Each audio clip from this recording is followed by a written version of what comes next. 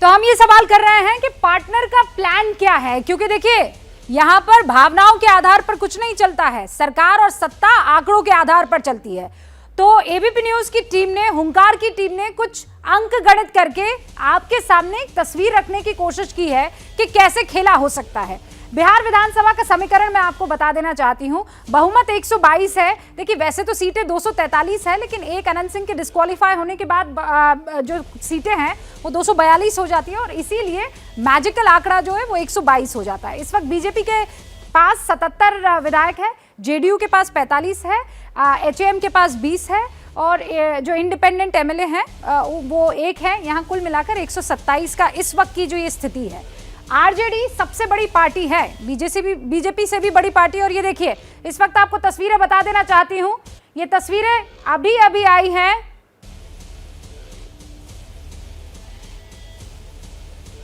और ये तस्वीरें हाव भाव समझने और बतलाने के लिए है। मैं आपको आगे का आंकड़ा समझाऊं उससे पहले हमारे साथ सहनी साहब जुड़ चुके हैं, आरजेडी के विधायक हैं, राज्यसभा सांसद भी रह चुके हैं और हमारे साथ यहाँ स्टूडियो में आ चुके हैं। जरा उनसे बात कर ली जाए। तो क्या खबर मिल रही है विधायक जी, किसी तरह का कोई परिवर्तन आपको होता हुआ दिखाई दे रहा है? देखिए हम लोग तो अभी दिल्ली में हैं। हाँ। हम लोगों को कोई अभी इसके बारे में जानकारी नहीं है। आप लोगों को हमसे ज़्यादा जानकारी होगी। नहीं विधायक जी, सारी खबरें तो आपके पास होती हैं, लेकिन आप खबर ना देना चाहें तो कोई बात नहीं, लेकिन कुछ तो आपको लोगों के बयानों से, नेताओं के हाव भाव से समझ में आ ही रहा होगा। आजकल आपके साथ भी आपने जो कहा कि हाव भाव से कुछ नहीं होता है। कुछ नहीं, जो आप बोले कि संख्या का खेल है, अब संख्या के खेल में आप तो अच्छा समझा रहे थे, हमसे अच्छा बता रही थी। नहीं, लेकिन इफ्तार पार्टी में वो नज़दीकी दिखी थी, फिर लालू प्रसाद यादव से मुलाकात करने के लिए नीतीश कुमार गए थे। अब वो शिष्टाचार आप कह सकते हैं, जातीय जो गणना थी उसे लेकर दोनों एकदम साथ और करीब नजर आए सैनी साहब। और फिर अग्निपथ के खिलाफ जेडीयू थी और आपकी पार्टी आरजेडी भी थी। तो इसीलिए मैं वो समझने की कोशिश कर रही हूँ कि क्या ऐसे कोई चांसेस हैं? देखिए हो सकते हैं, कोई चांस के बारे में अभी हमें जानकारी नहीं है। और आपको बता दें कि दूरिया नज़दीकी तो राजनीति में बनता ही रहता है। हाँ। ये राजनीति का संभावना का खेल है। इस संभावना के खेल में जो है सो आगे क्या होगा देखिए, 1-2 दिन में पता चलेगा। 1-2 दिन में, लेकिन खेल पता लग जाएगा, ये क्लियर है। हाँ, तो आने वाला समय भी बताएगा ना कि क्या होने वाला है। ये समय आप लोगों को बड़ा बचा लेता है सर। ये समय के पीछे जो आप लोगों की बराबर समय की बात नहीं है, बराबर बचाने की बात भी नहीं है। और यहाँ पर जो जिस प्रकार का मान लीजिए कि जो अभी राजनीति बिहार में हुई है, हाँ, उस पर हम लोग का नज़र है और इसके लिए हम लोग ज़्यादा परेशान भी नहीं है। लेकिन आपको, आपके लिए, आपकी पार्टी के लिए आने वाला टाइम ठीक दिख रहा है? पार्टी के लिए तो हमारा टाइम ठीक चल ही रहा है, सब चीज़ ठीक है। सबसे ज़्यादा बड़ी पार्टी हम है।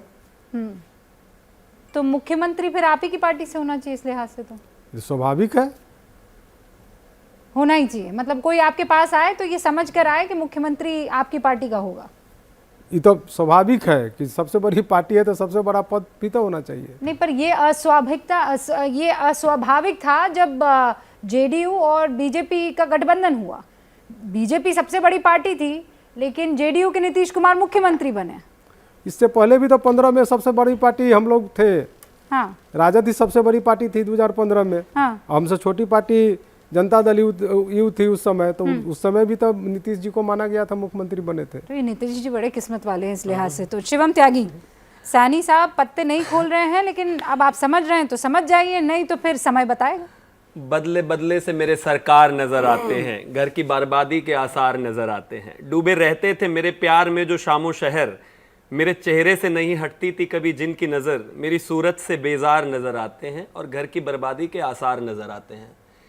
आज कह रहे हैं माधव आनंद बैठकर कि हमारे ऊपर एहसान थोड़ी ना किया था जब हम छोटी पार्टी थे और मुख्यमंत्री बनाकर, या फिर केंद्र में जब एमपी कम थे तो कोटा देकर और उनको आगे लाकर एहसान थोड़ी ना किया था। बहरहाल राजनीति एहसान का तो क्षेत्र है ही नहीं। ये तो मुझे लगता है कहीं ना कहीं सामंजस्यवादी सोच का ही एक नतीजा होता है। और आपने जो कहा कि वो बड़ा अस्वाभाविक था नीतीश जी को बनाना, असाधारण लोग यानी कि श्री नरेंद्र मोदी जी जैसे असाधारण लोग और असाधारण पार्टी ही अस्वाभाविक डिसीजन ले सकते हैं, शायद इतना हर किसी के पास की और आसान नहीं है। जहां तक बात आपने कहा कि अब ये क्या हो रहा है, नहीं बोल रहे हैं, बता रहे हैं, मुझे लगता है अब इस बॉडी लैंग्वेज को समझने में किसी को शायद कोई परेशानी है नहीं। सारी चीजें देश के सामने हैं, जनता के सामने है, और जिस तरीके से बैठकों का दौर जारी है, बहरहाल सबको शुभकामनाएं। खेला आपने कहा कि होबे किसकी तरफ से होबे, क्या कैसे, वो तो समय ही बताएगा। लेकिन इतना जरूर है कि आज की जो स्थिति है वहां पर देखकर ये लग रहा है कि 1 या 2 दिन मुश्किल से अगर ये चीजें चल जाएं तो बहुत बड़ी बात होगी। राजू तिवारी भी हमारे साथ हैं, एलजेपी के अध्यक्ष हैं। राजू तिवारी जी, ये बताइए, आप लोग तो यही दुआएं कर रहे थे, उपवास भी रखे होंगे मेरे ख्याल से, व्रत भी रखे होंगे। डे 1 से जब चुनाव लड़ा जा रहा था तब से आप यही कह रहे थे कि ये सरकार लंबी नहीं चलेगी, लंबी नहीं चलेगी। आप जो हैं किसी भी कीमत पर कुर्सी उनसे छीन कर रहेंगे। कुर्सी नहीं, वो सरकार का जो गणित है वो बदल रहा है, कुर्सी वहीं पर है। नहीं, देखिए रूबिका जी, आप तो अभी आपकी बात हम सुन रहे हैं, सारी बात तो समझ में आ गया।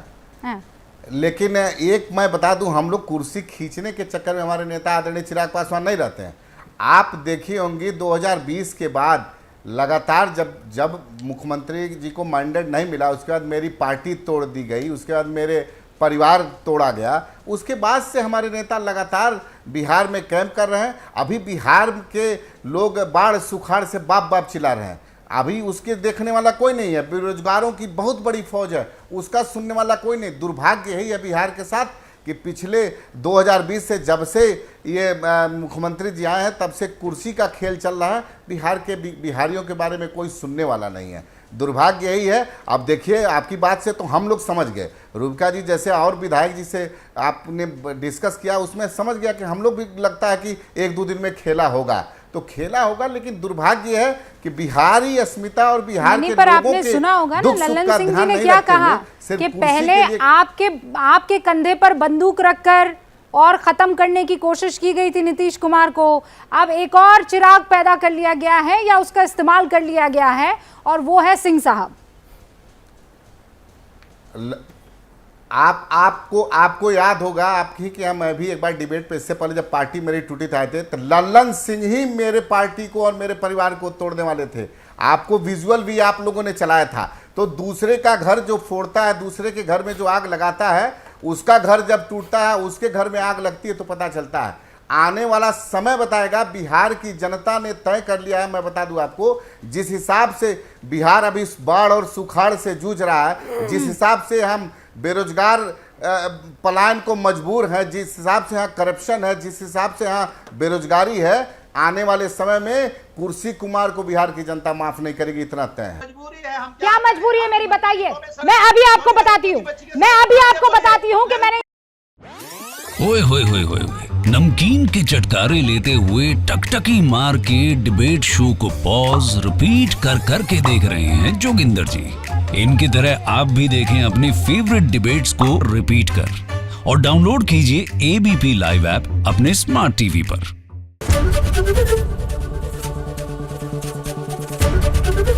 एबीपी न्यूज आपको रखे आगे।